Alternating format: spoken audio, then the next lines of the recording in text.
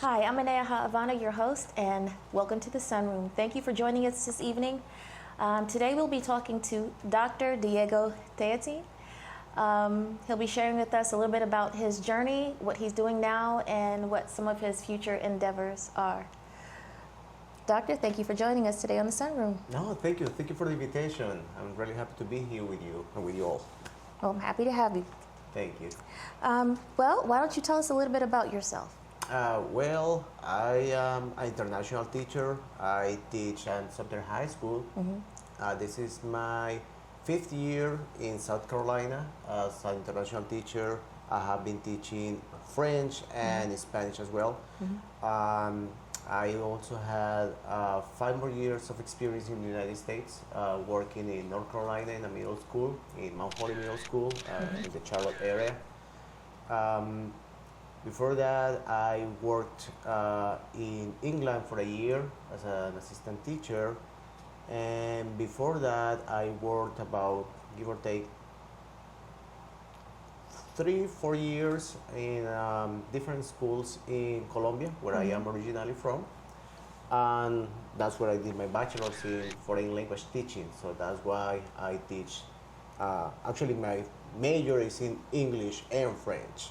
But because Spanish is my first language, my native language, it was my first challenge trying to teach my own language without studying the language per se, which is something that many people take for granted, that because you speak a language, you can teach it, and Right. not precisely the reality that we face in our classrooms. I started leading certain processes in the school and in the district, like the Seal of Literacy, which is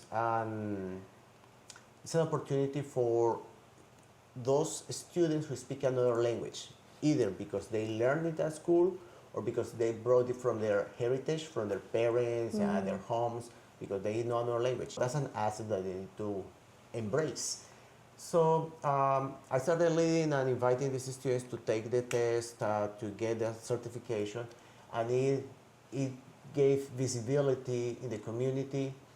And I also participated as a presenter in some research groups and seminars, conferences that we were having. And that also gave me the opportunity to be seen, to have my work be seen from the state, from the South Carolina State Department of Education. And then I get more invitations, like, for example, right now I'm working with another group of teachers. We're working on creating materials for the whole state. Actually, it's going to be now for the whole country. Okay. That's wonderful. Yeah, and we are creating these materials, bringing that culture that we have on us, and we use that to teach, to embrace our students' cultures and knowledge. The best that we can do as international teachers is that we bring opportunities for our students, opportunities that they may not have in a different context, in a different scenario.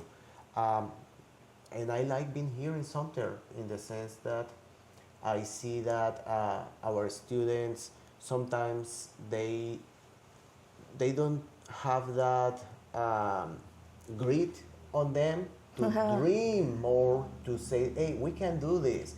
And for example, a few days ago, I had a student who was asking me, hey, what do you know about universities around the world?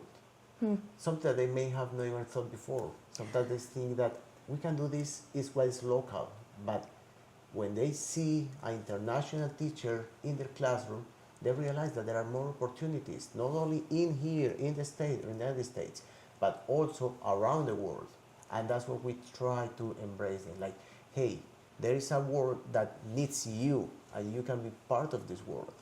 So you need to be prepared. I'm glad you spoke on that, because we talked before. We've spoken before, and I know your story. You shared it with me, and so that's what really prompted me to want to do this. It will segue us into my next question.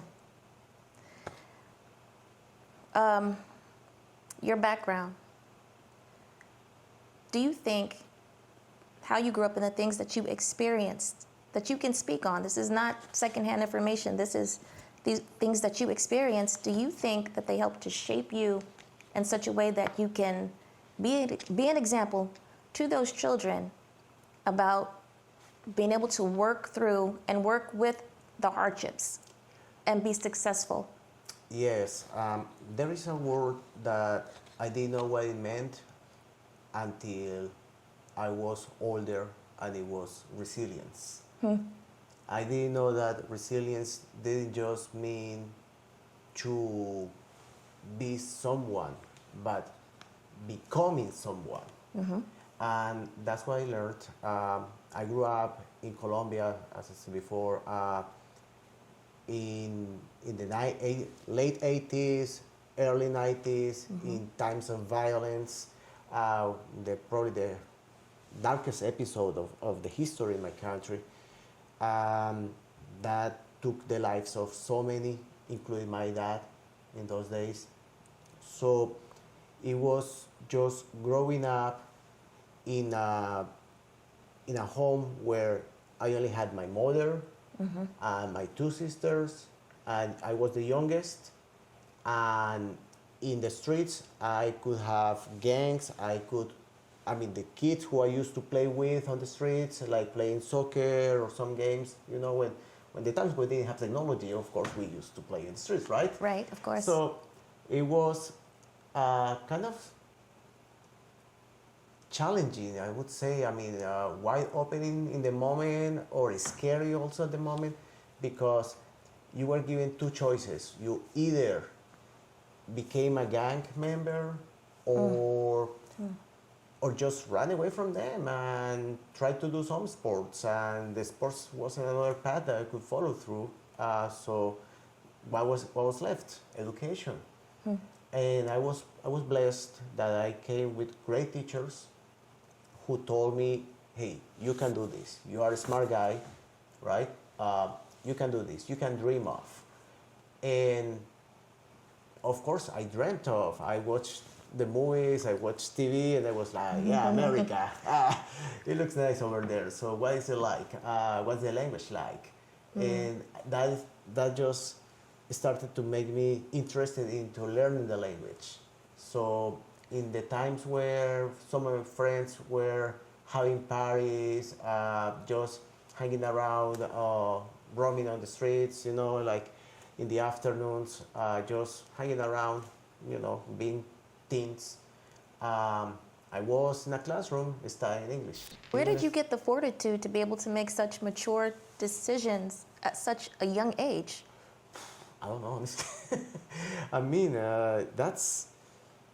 It's many of those decisions were sort of like, these are the options, so what's the smartest way? You gotta play the game. You gotta play the game of life.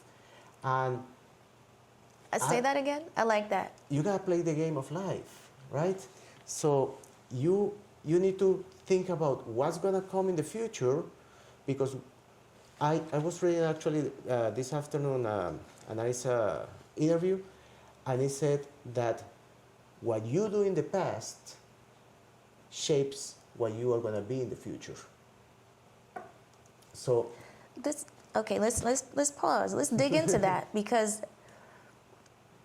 that's a big deal.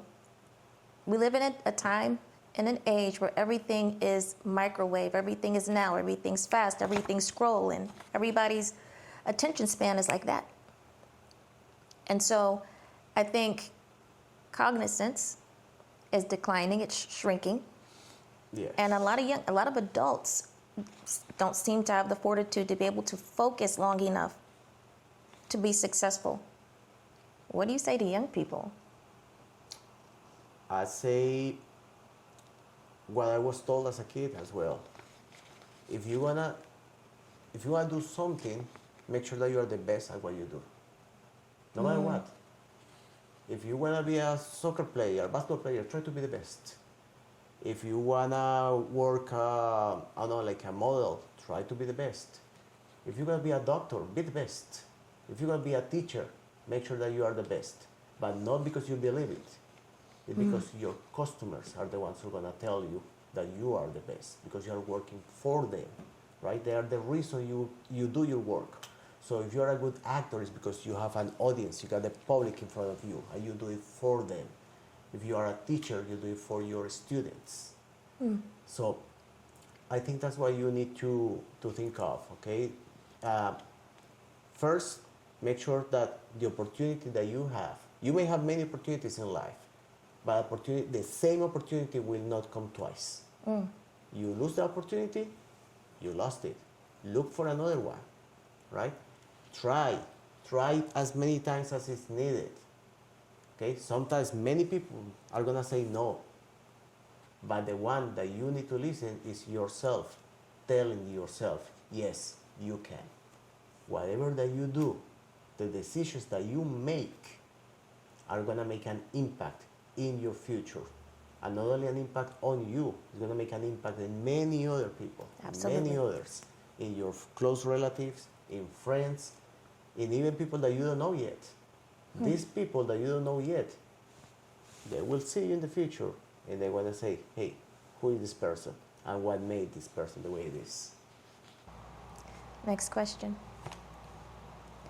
With all that being said, your program and the things that you've been working on, how impactful do you think your program is for young people now and even those coming up in the future? Ooh, that's a good question. For the ones who are now, is just to let them know that they can do the things, that they can learn a different language, and learning a language will give them opportunities to meet other people, right? That's right. So when they meet people from other cultures, when they meet people with other perspectives of the world, they are opening themselves. They are just out there, so they are out of their shell. So therefore, they're gonna have more opportunities in whatever endeavor that they want to take. So that's one of the best advantages. I mean, just be open. I mean, especially in these days, it tends to be like in a bubble. Like, I am safe in here, right? And if I am safe here, I don't need others. But when you open yourself, you realize that your bubble wasn't even safe. It was not even a bubble, it was a shell. Because you were in there and you couldn't see beyond. You couldn't take out all your potential. Like, again, I'm going back to my experience. I mean, what if I stayed in my country? I don't think I would be able to publish books. I don't think if I stay in my country, I would be able to inspire other cultures, to travel around the world. But being out of the shell, of course, you get exposed, you are afraid, you can face some dangers in life. But hey, that's life, taking those risks. Absolutely. Now, this question is a little bit more technical, I guess you can say. In regards to language, I know Spanish was your first language. Then you learned English, right? Yes. Then French. Yes.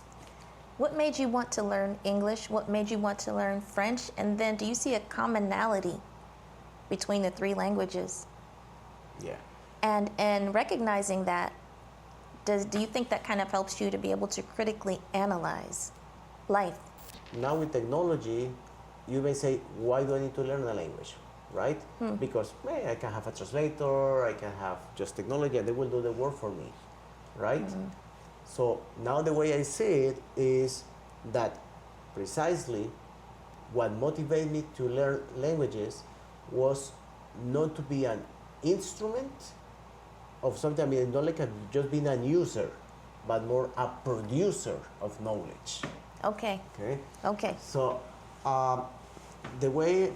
why did I want to learn English? First, it was just out of curiosity. It was just out of, I would say, admiration. Okay, I used to admire the culture. I used to admire all the.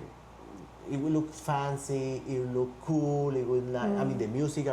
I love rock music, and I was like, yeah, I like it. I like it too. So I want to learn that what the lyrics says. Okay. Then I saw the business. I was like, well, most of the business are done in English, are conducted in English, so that's good. So then you start to think about international relationships with international affairs. I mean, with organizations, and then you say, hey, wait a minute, the United Nations and the Olympic Committee, they used to speak French, and French is the other official language. It's like the second most, well, nowadays we could include Chinese, of course, which is a massive language with a lot of power now. But French, in the moment, it was like, yeah, I mean, and French is also a Romance language. I already speak Spanish, so it's nice. So let me learn it. And on the other hand, it was what was available. I mean, you could, when I went to university, it's not like here in America, the system works like you go into university, and then in university, in the college, you decide what to do. Right. In Colombia, you have to make the decision the moment you apply. So when I applied to university, I had two options. I could study, if I wanted to be a language teacher, I could study in that university, which was the closest public university, most affordable that I had available. It was, or study Spanish, to teach Spanish like Cervantes, and like a language. Right. Okay, like English literature here, just Right. Spanish literature, and English as a foreign language. Or forget about the Spanish and study French and English as a foreign language. And I was like, I want to learn the French, so let's go that way. And so that was my interest. Was it easy? No. It's, I still feel like my French is not the best, so I certainly can say sometimes, excuse me for my French, in a good way. So, but yeah, I mean, I'm teaching it now more. I'm teaching French to students who don't speak my language, my first language. So it's another challenge because you go like, your mind goes like, I'm teaching French, but the explanations in English, but I speak Spanish, so you just go through the hurdles, and it has worked pretty well. Then I got the chance to teach IB students, which is a more advanced French, because it gives the opportunity for them to do critical thinking, to work on their writing skills, presentational skills, in a way that is more demanding and more, I would say, more useful for their lives. The program makes a huge impact on the way they think, the way they address topics, and the way they reflect upon their own learning. And when we think about the opportunities, you might be asking, why in South Carolina, why in the southern states? And it is because there's a reality is that we don't have many teachers in the United States. So many schools, they need to get teachers from other countries to do the labor, to work in our schools. It's nice. A few days ago, I was able to have a very teachable moment with a student who was asking me precisely about politics and what was my position on it. And it just took us exchanging ideas and asking questions. What do you think? What do you think that happens? Oh, because of this. All right. So do you think that your ideas embrace respect? Yeah.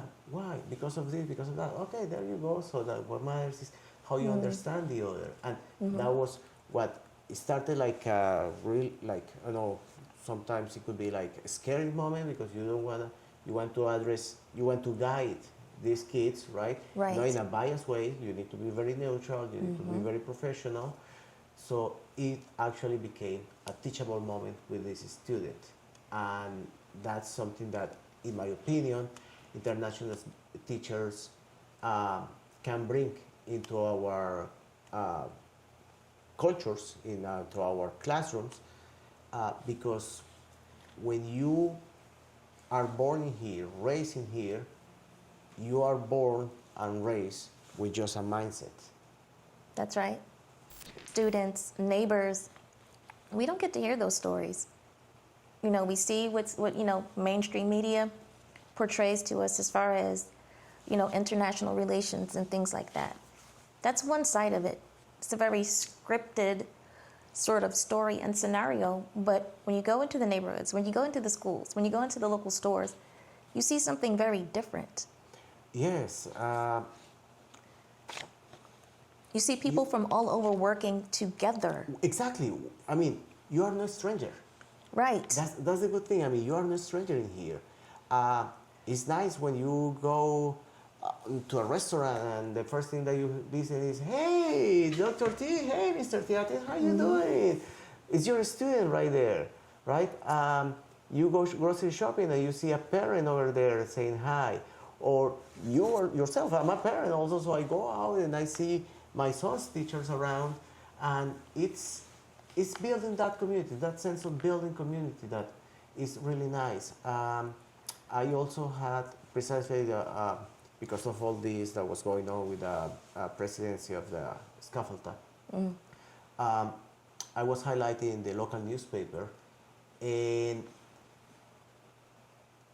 it was a really nice conversation in the sense that they were like, tell us who you are and what makes you different. And I was like, it's not really that if I am different, more like my story can be the story of many.